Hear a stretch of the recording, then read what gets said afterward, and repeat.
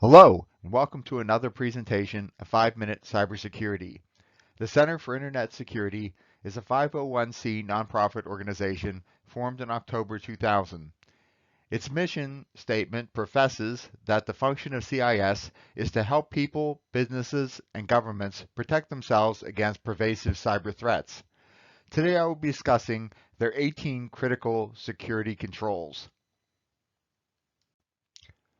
I am Bill Osolinski, a certified information systems security professional with 30 years of experience.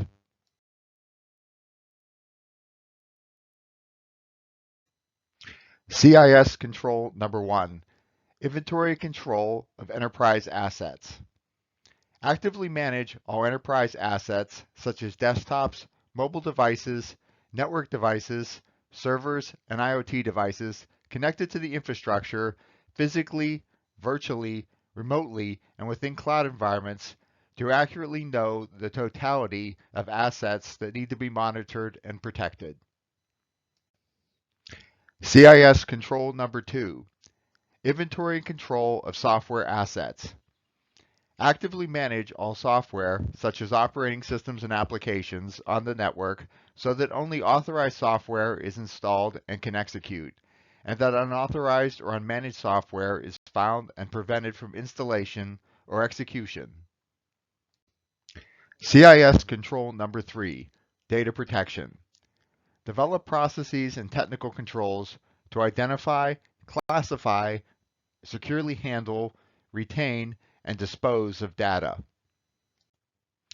CIS control number 4, secure configuration of enterprise assets and software.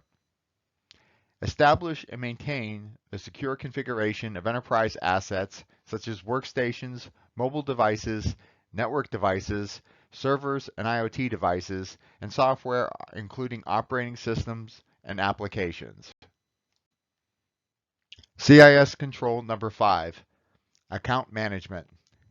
Use processes and tools to assign and manage authorization to credentials for user accounts, including administrator accounts as well as service accounts, to enterprise assets and software. CIS control number 6, access control management. Use processes and tools to create, assign, manage, and revoke access credentials and privileges for user, administrator, and service accounts for enterprise assets and software. CIS control number 7, continuous vulnerability management.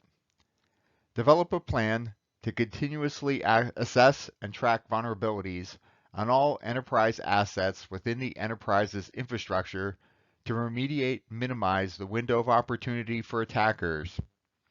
Monitor public and private industry sources for new threat and vulnerability information. CIS control number 8, audit log management.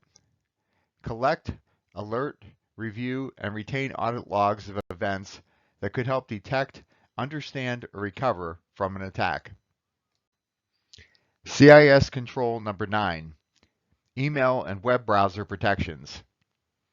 Improve protections and detections of threats from email and web vectors, as these are opportunities for attackers to manipulate human behavior through direct engagement. CIS control number 10, malware defenses. Prevent or control the installation, spread, and execution of malicious application, code, or scripts on enterprise assets. CIS control number 11, data recovery. Establish and maintain data recovery practices sufficient to restore in-scope enterprise assets to a pre-incident and trusted state. CIS control number 12, network infrastructure management. Establish, implement, and actively manage network devices to prevent attackers from exploiting vulnerable network services and access points. CIS control number 13, network monitoring and defense. Operate processes and tools to establish and maintain comprehensive network monitoring and defense against security threats across the enterprise's network infrastructure and user base.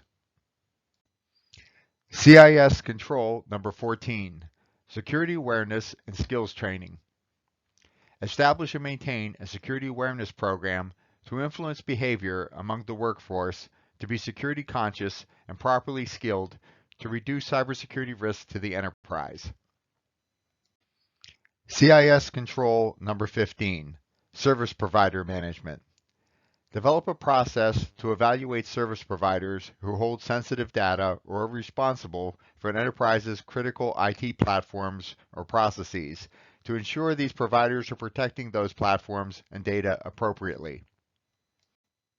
CIS Control number 16, Application Software Security.